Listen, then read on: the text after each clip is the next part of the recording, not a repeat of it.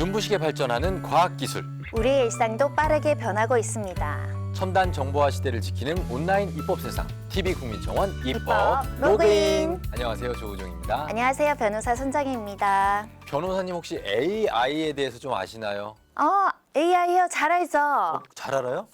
인공지능 말씀하시는 거죠? 좀 아는 건 아니고 네. 좀 친하게 지내는 AI가 좀 있죠? 친한 AI가 있다고요? 네. 그래요? 그럼 그 친한 AI 있으면 저 좀 소개해 주십시오. 어떤 AI랑 알고 지내시나요? 이미 아시는 AI일 누구요? 텐데 일단은 스마트폰 켤 때 내 얼굴 알아봐 주잖아요. 그것도 AI 아닌가?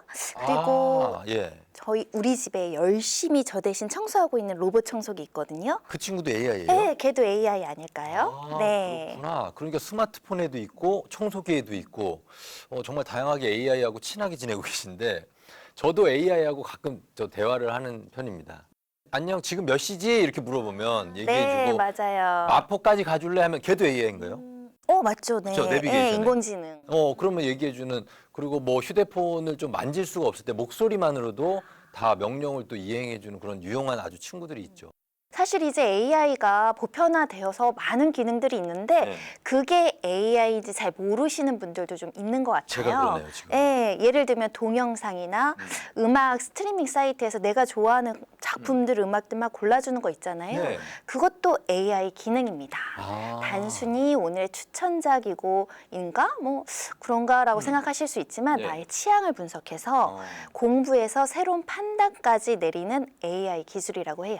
야, 정말로 진짜 놀랍기도 하고 편하기도 하고 한데 한편으로는 정말 좀 무서울 때도 있습니다. 이 AI 인공지능이 사람의 마음을 읽고 내 취향을 판단할 정도? 그렇게까지 내 안에 들어와 있나? 그러면 더 중요한 판단도 내리시지 않을까? 뭐 이런 걱정. 이미 그럴 능력은 충분한 것 같아요. 멀리서 얘를 찾을 것도 없이 우리나라도 이미 AI 법률 자문 서비스가 진행되고 있고 몇 년 전에는 인간 변호사와 AI 변호사가 법률 자문 대결을 펼친 적도 있어요. 가장 중요한 사실은 우리의 고민과 상관없이 기술이 정말 멈추지 않고 점점 더 빠르게 발전한다는 건데, 그리고 기술이 발전할수록 법률 서비스보다 더 빨리 발전하는 일들이 있습니다. 아시겠어요? 기술 발전과 함께 등장하는 신종 범죄 아닐까요? 혹시 변호사님 뭐 조우종 생각 읽는 AI 뭐 이런 거 갖고 계신 거 아닙니까? 너무 정확하게 알고 계신데. 그 정도야 뭐 AI 없어도 요즘 네. 온라인 중심으로 너무 신종 범죄가 심각하잖아요. AI 발달만큼이나 빠른 속도로 새로운 범죄 수법들이 생겨나기도 하고요. 당연히 피해도 급증하고 있습니다. 맞습니다. 그래서 첨단 기술을 활용하거나 또 빙자한 수법으로 사람을 속이는 신종 범죄, 세상에 없던 이 범죄를 막으려면 당연히 이제껏 존재하지 않았던 법이 필요하겠죠. 자, 그래서 TV국민청원 입법 로그인, 오늘은 최근 기승을 부리는 신종 범죄와 관련된 입법 청원들을 모아봤습니다.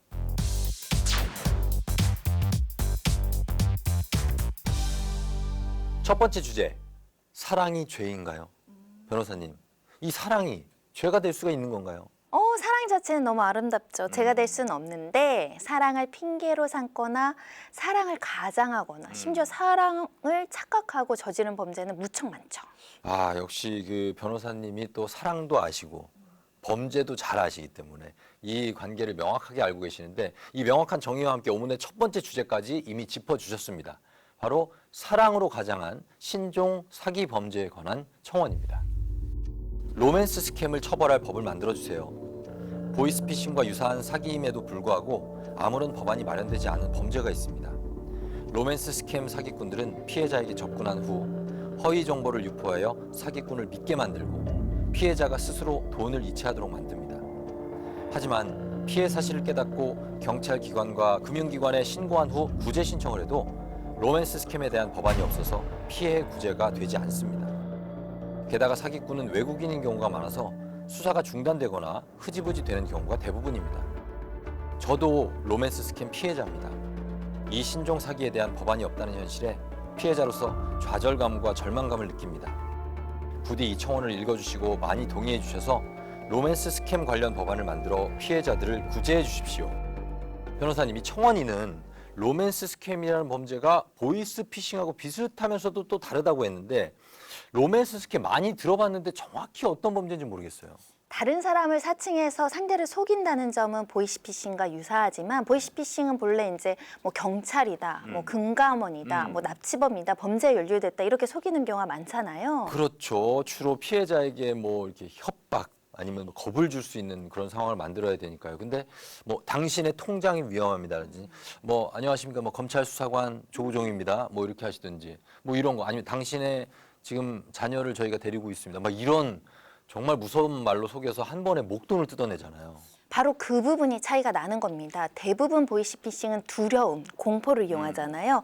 하지만 로맨스 스캠은 애정과 신뢰를 이용합니다. 아, 두려움이 아니라 애정과 신뢰를 이용한다. 그래서 범죄 이름에 로맨스가 붙는 것 같은데 그거 말고 또 다른 차이도 있나요?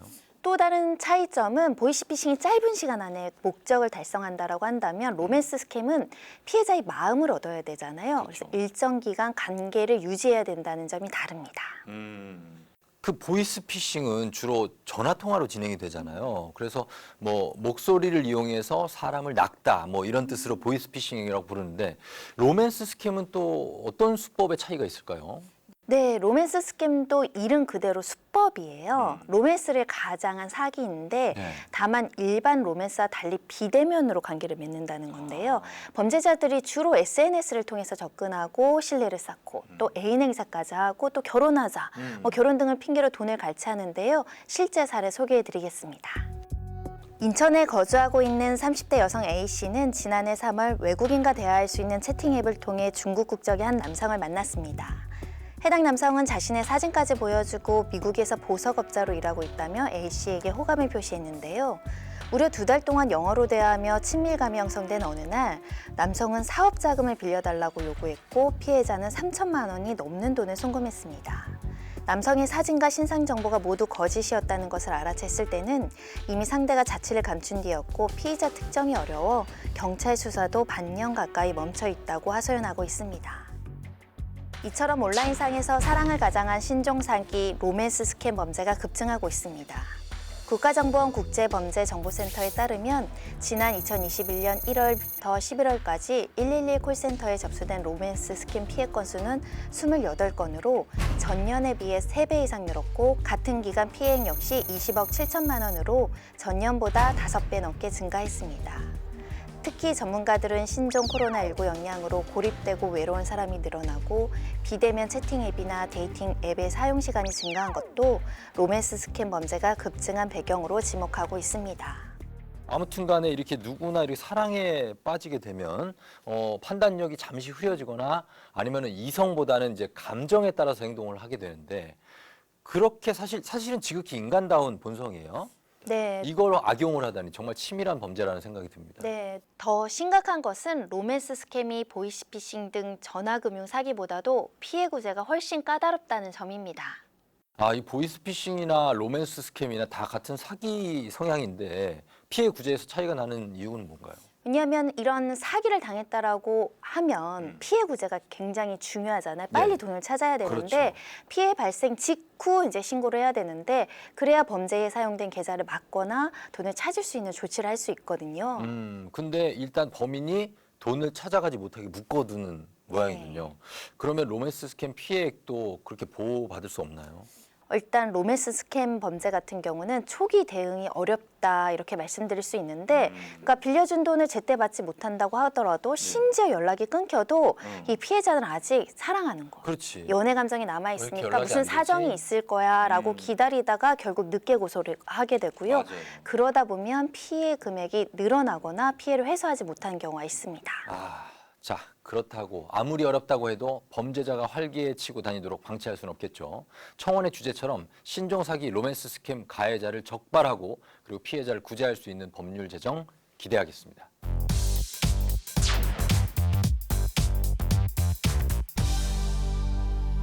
두 번째 주제입니다. 할아버지와 화장품.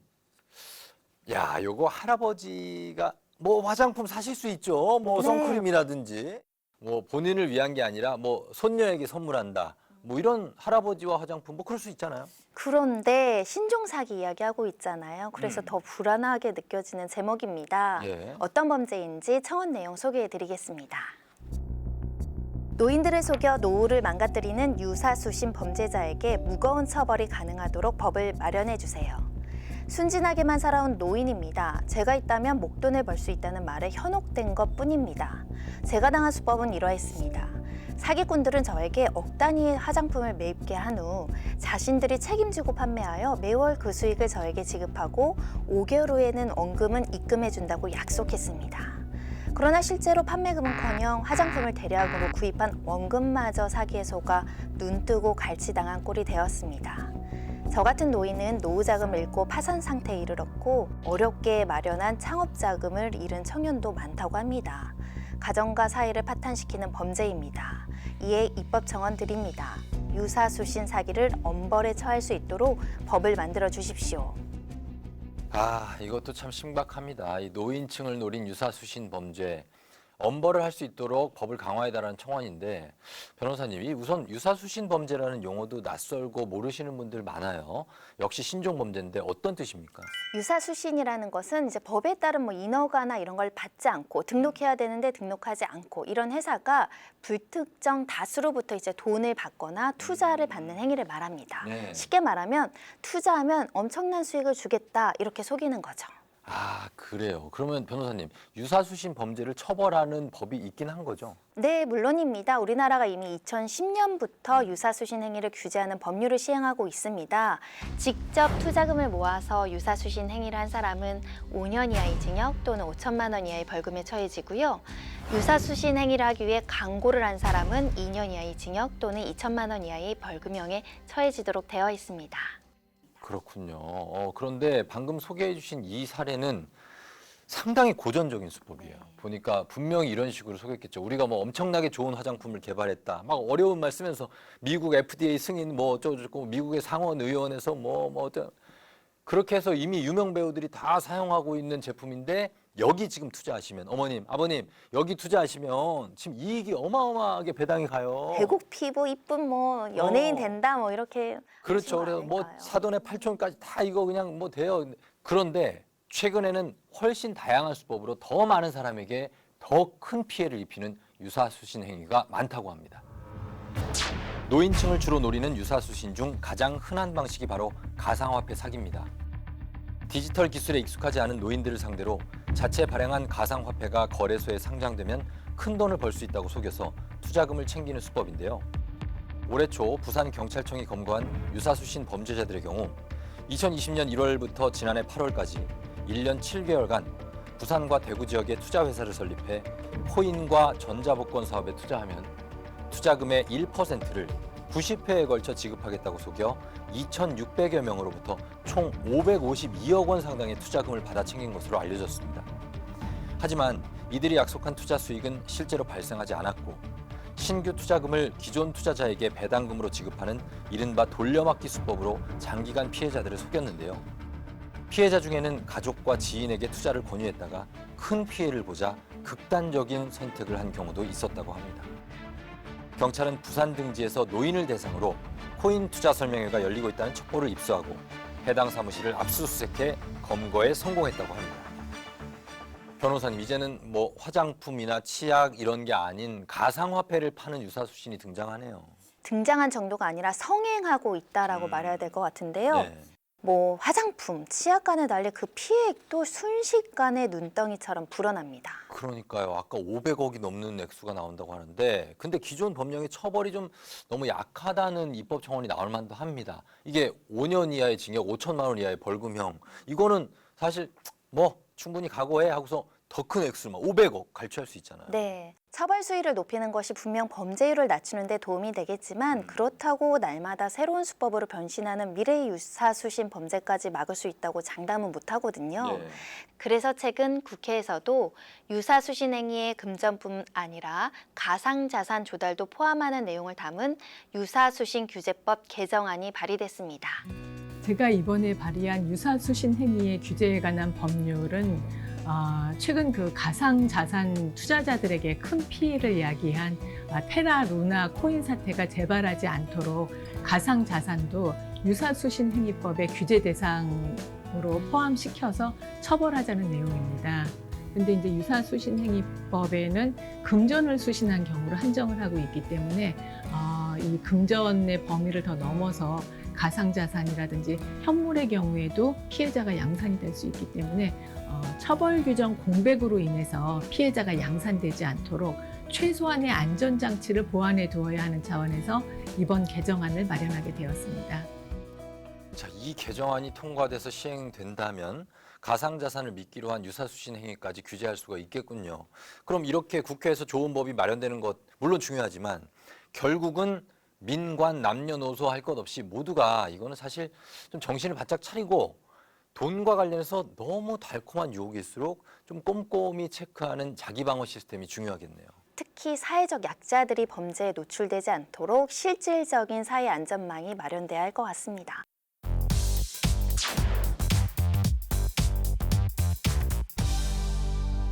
자, 오늘의 마지막 주제, 다단계 인강사기. 변호사님이 다단계는 들어봤는데 다단계 인강사기가 뭡니까? 인강은 인터넷 강의를 줄임말인데 요즘은 학교 공부뿐만 아니라 외국어 공부, 각종 자격증 시험을 준비할 때도 인강을 많이들 듣죠. 혹시 젊은 층을 대상으로 한 다단계 범죄인 모양인데요. 아, 그렇죠. 자, 이 다단계 인터넷 강의 사기, 다단계 인강, 대체 어떤 방식으로 인터넷 강의를 사기에 이용하는지 청원 내용을 통해 알아보겠습니다. 하루 3시간 영상 보면 일당 4만 원을 준다는 신종 폰지 사기 피해자입니다. 인터넷 강의를 시청하면 돈을 준다는 말에 속아 유료 회원 가입을 유도하고 가입비를 가로챈 사기꾼들에게 피해를 입었습니다. 이들은 계정당 360만 원을 내고 인강 사이트에 가입해 하루 일정 시간 동영상을 시청하면 돈을 준다며 회원 가입을 유도한 뒤 가입비를 가로챘습니다. 초기에 목돈을 내는 것이 이상했는데 가입 후 인강 사이트는 서버 점검을 핑계로 운영이 중단됐고 가입비까지 받을 길이 없어져 버렸습니다. 결국 사기꾼들은 경찰에 검거됐는데 알려진 바로는 고소장에 적힌 피해 금액만 수천억 원에 달한다고 합니다. 게다가 이들은 영상을 시청하고 별점과 설문을 완료하면 활동비를 지급하고 또 회원 추천 시 추가 인센티브를 주겠다며 회원 수를 늘려갔습니다. 전형적인 폰지 사기입니다. 이런 식으로 전국에서 3만 명의 회원을 모집했다고 하네요. 저를 포함한 피해자들은 하루하루 고통 속에 살아가고 있습니다. 유사 피해가 일어나지 않도록 해당 사건을 엄밀히 수사해 주세요. 라고 청원하셨습니다. 대부분이 취준생, 취업준비생이거나 아르바이트로 생활을 이어가던 청년들일 거라서 그래서 더 가슴이 아픕니다. 더군다나 수만 명이 이른다고 하잖아요. 네. 사실 한 분 한 분 외로운 사람들일 것 맞습니다. 같아요. 왜냐하면 인강은 혼자 듣잖아요. 학교에서 단체로 듣는다거나 학원을 간다거나 또 코로나19 때문에 그러지도 못해서 인터넷 강의 의존도가 높아졌는데 바로 이런 점을 이용한 신종 사기인 것 같습니다. 폰지 사기라는 거는 돌려막기인데 이제 돌려막기 형식으로 사기치는 거를 다 폰지 사기라고 하는데 그 유형들은 굉장히 많습니다. 그러니까 신종 사기 수법 이제 이걸 보통 통칭해서 전문용어로 다중 사기라고 이제 표현을 합니다. 다중 사기. 아주 다양한 방법의 사기 수법이 동원되고 굉장히 거액의 이제 피해 금액이 발생하고 수천 수만 명의 다수의 피해자가 발생하는 기존의 사기 수법과 다른 이제 현대화된 신종 첨단 사기 기법을 동원하는 이제 이런 거를 이제 통칭해서 다중 사기라고 하는데요. 이 다중 사기는 현재 있는 법 제도를 가지고 효과적으로 처벌하거나 예방하기가 좀 힘들다. 그래서 지금 다중사기 처벌을 위한 특별법을 빨리 만들어서 이제 강화해야 된다. 이제 이런 논의들이 많고 이제 저도 다중사기는 특별법을 만들어서 특별히 검찰이 강력하게 처벌하고 단속을 해야 된다. 이렇게 생각합니다. 지금 이렇게 코로나로 모두가 고립된 상태에서 자기만의 공간에서 어렵게 공부하는 청년들의 왜 막막한 심정, 저도 잘 알죠. 외롭고 그 불안한 그 어떤 심리, 여기를 파고들어서 이런 범죄를 저지른 거. 그런데 변호사님, 이 정도 범죄면 굳이 새로운 법 마련하지 않아도 이 사기죄 처벌 가능하지 않습니까? 가능한데 신종 폰지 사기 난점 중 하나가 네. 이 범죄는 명확한데 수사, 처벌하기가 좀 까다롭다는 점이에요. 왜냐하면 사기죄가 성립하려면 이 사기적인 구조만으로 부족하고 처음부터 속이려는 의도도 입증을 해야 되고 만나서 뭐 계약서를 작성하거나 뭐 도장을 날인하거나 뭐 수익 약속할 때도 구두 약속 뭐 이런 걸 하다 보니까 빠져나갈 구멍을 마련해 놓는 경우가 많습니다. 아, 참 그래서 신종 범죄는 새로운 법으로 다스려야 한다는 입법 청원도 이렇게 끝없이 제기되는 것이겠죠. 아무튼 세대별로 다양한 피해를 낳고 있는 이 폰지 사기, 기존 법으로 잡기 어렵다면 새로운 법을 마련해서라도 꼭 근절해야겠습니다. TV 국민청원 입법 로그인, 오늘은 신종 사기와 관련된 입법 청원에 대해 알아봤습니다. 변호사님, 오늘 이 사연들을 소개하다 보니까 문명이 발달하고 기술이 발달할수록 이 새로운 범죄와의 전쟁도 계속된다, 이런 생각이 드네요. 그렇죠. 범죄자들은 새로운 기술을 이용해서 새로운 수법을 자꾸 개발하는데 피해자들은 오히려 새로운 문명 때문에 더 쉽게 범죄에 속는 것 같아요. 맞습니다. 무엇보다도 이 사기 범죄는 사람의 그 믿음, 이 신뢰를 배신하는 행위잖아요. 그래서 돈만 잃는 게 아니라 마음의 상처가 정말 크게 남으니까 그게 좀 가슴 아픈 것 같아요. 신종 사기는 그야말로 컴퓨터 바이러스나 악성 코드처럼 무섭게 번져가고 있습니다. 그러니 피해자들이 입는 고통과 후유증도 개인이 문제로 대응해서는 안 될 것 같아요. 국민 안전과 건강을 위해서라도 적절한 입법으로 대응해야 할 것 같습니다. 맞습니다. 이 사기 범죄자들, 이 나쁜 사람들이 외로운 사람들의 약점을 파고들수록 우리는 그 누구도 외롭지 않도록 튼튼한 안전망으로 함께 대응해야겠습니다.